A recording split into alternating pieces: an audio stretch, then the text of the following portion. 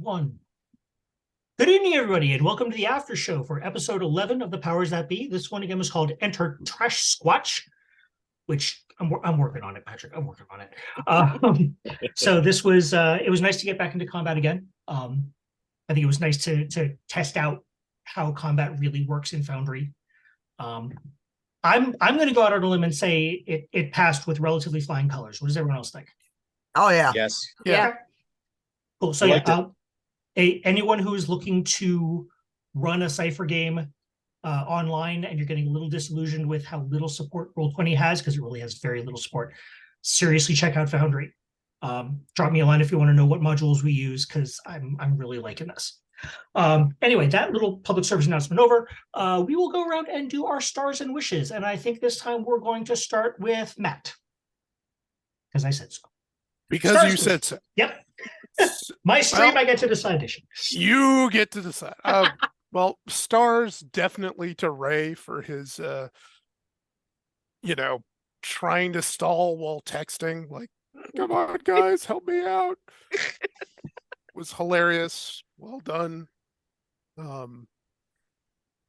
Again, props to Patrick for coming up with the weirdest shit possible, but and making it fun and hilarious. Trash Squatch. I love it. Yeah. There are no heroes amongst the Swatch. Now, what's going to happen is at some point, Crash is going to pick up the thing and he's going to become the Crash Squatch. Yes. Oh. Any wishes, Matt? Any wishes? Well, I mean, still getting my feet wet with y'all. This is fun. Certainly wish this to continue. Beyond that, I don't have anything super specific. It'd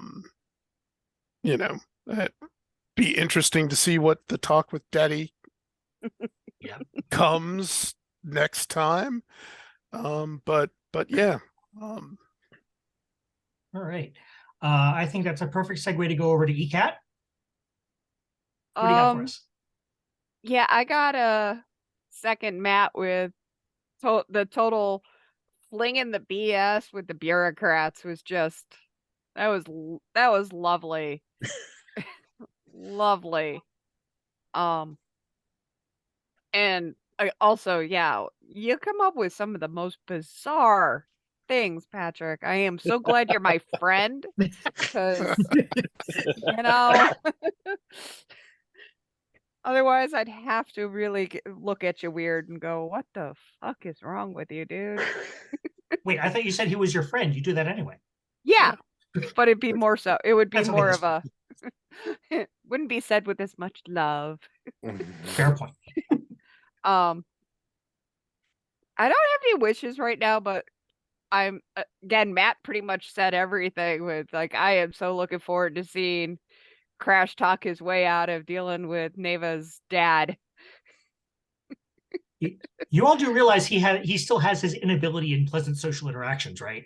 Yeah, so does Neva. Yes. Yes, there will be popcorn when that scene comes up. Oh yeah. Comedy gold. I will start practicing now, Patrick. Let's go to Julie. Technically, I knew what was to come because I actually did the Photoshop on what turned into the teeny tiny little icon, and I still just wow, that was that was special in a good way. Incredibly amusing. I'm thanking you did not completely channel your inner Kevin Smith, and because a crap demon would have been far worse to deal with. Did you Don't like give the him song? any ideas?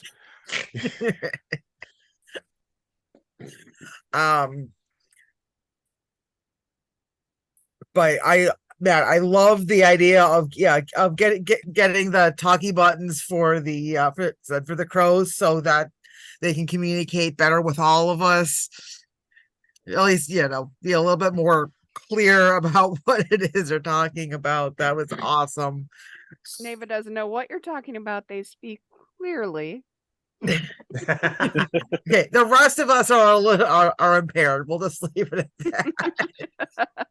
But everybody, oh my god, right? Yeah, the whole stalling for time thing, and the whole real time using the Zoom chat to actually chat back and forth was hysterical.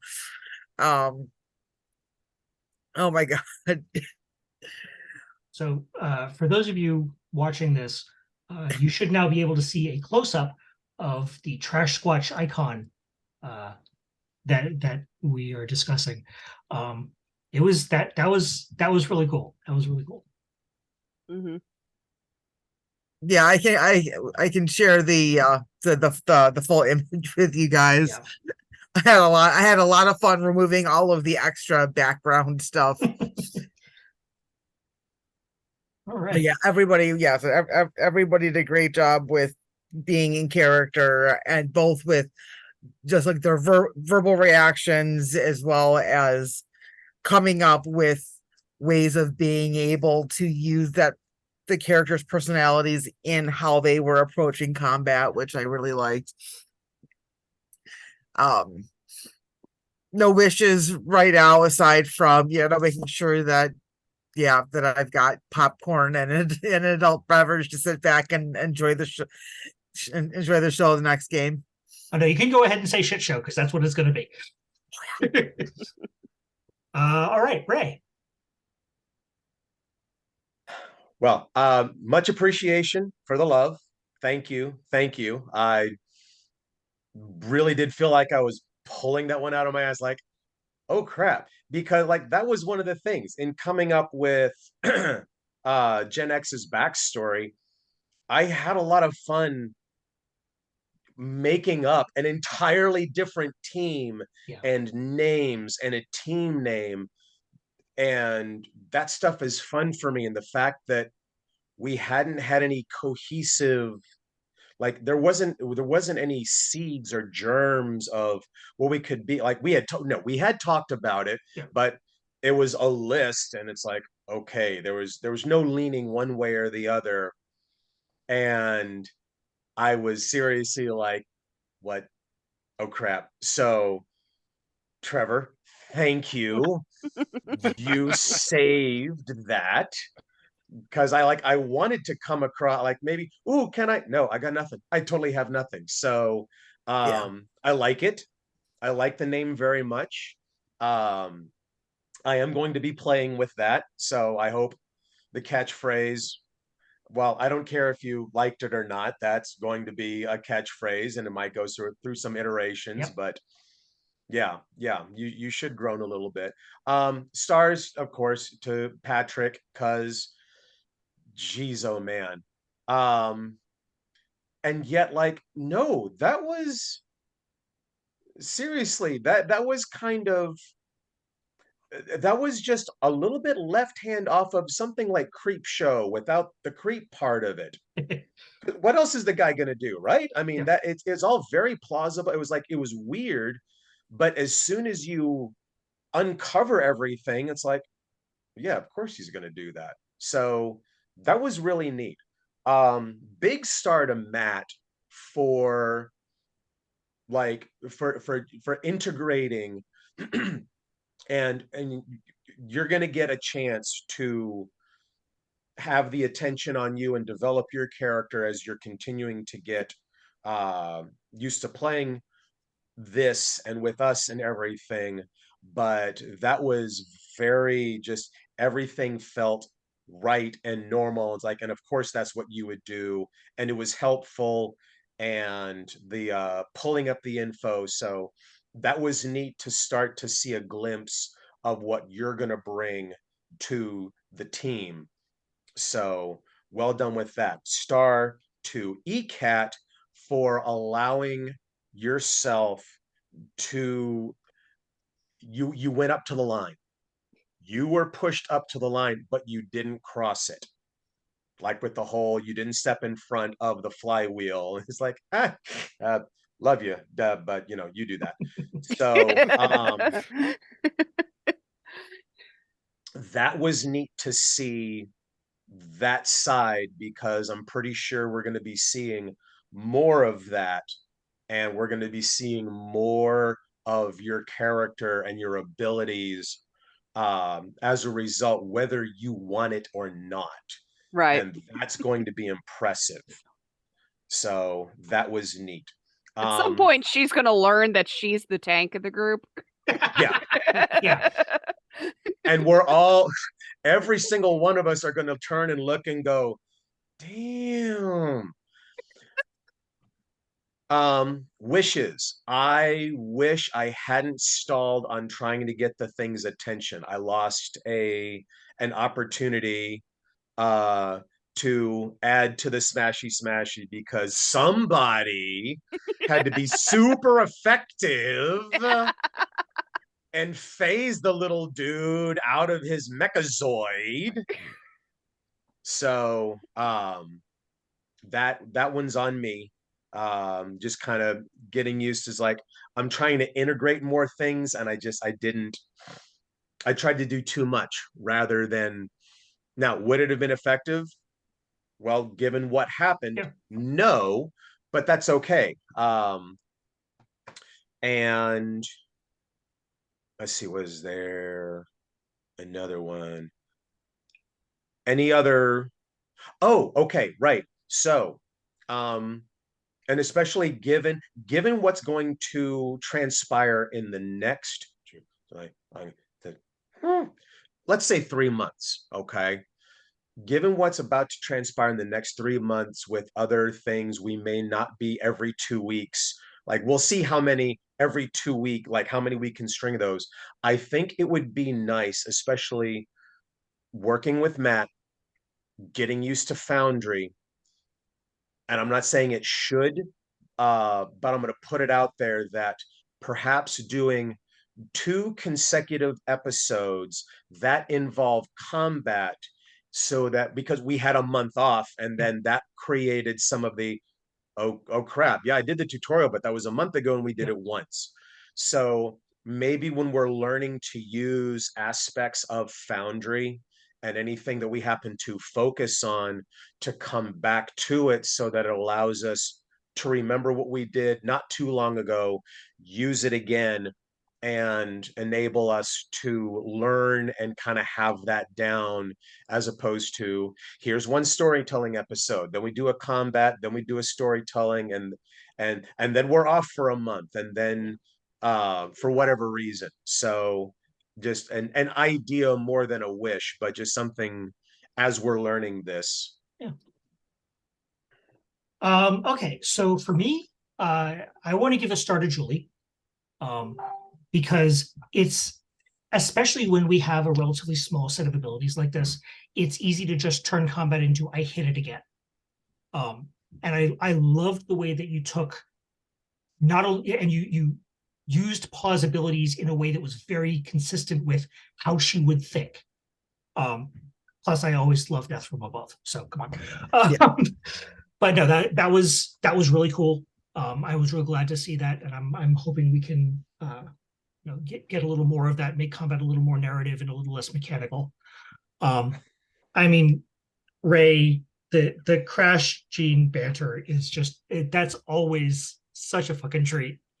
I knew I had to contact you too. Yeah. that it's going to be that dynamic going back and forth, and so that's why. And you played it off perfectly. Yeah, we're kind of leaning towards a Lethal Weapon buddy cop kind of thing, which I think is hilarious. Yes. Yeah. I mean, I'll second all the other stars that have gone out, although that feels like a cop out. But yeah, that's pretty much it.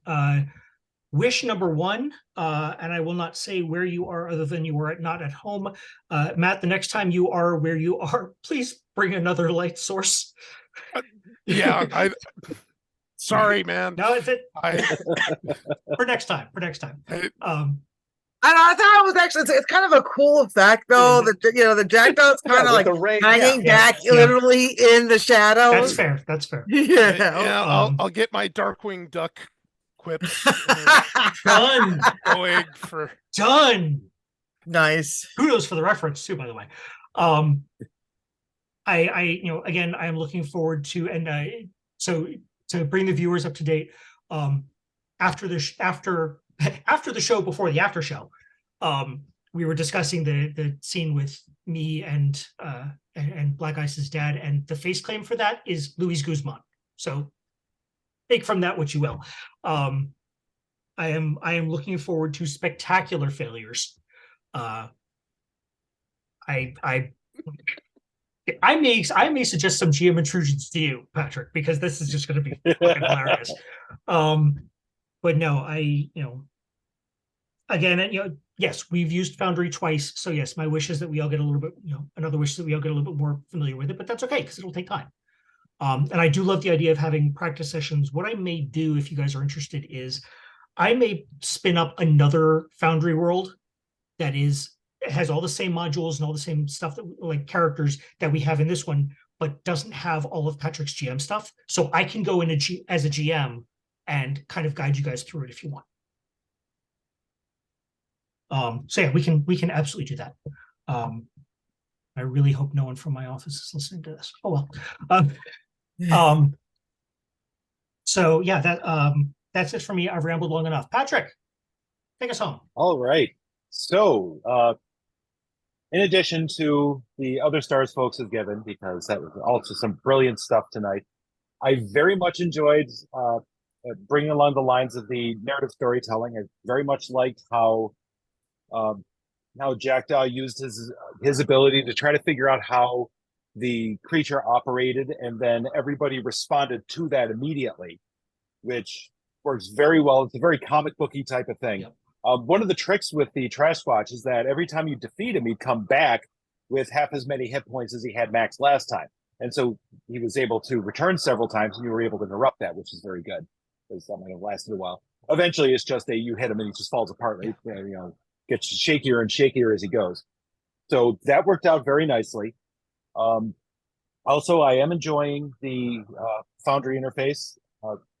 There's no replacing Cyphers now. It's just a click, and we'll go through all the tables instead of me having to have people roll 3 times and then look a whole pile of stuff up. So that works quite nicely, and it is taking me a bit to get used to seeing the numbers automatically fall off of people's characters during combat. But this is the first combat we've done with the group, so that's helping me, because as a GM, of course, you don't want to knock out your entire group, in one fight, which can happen.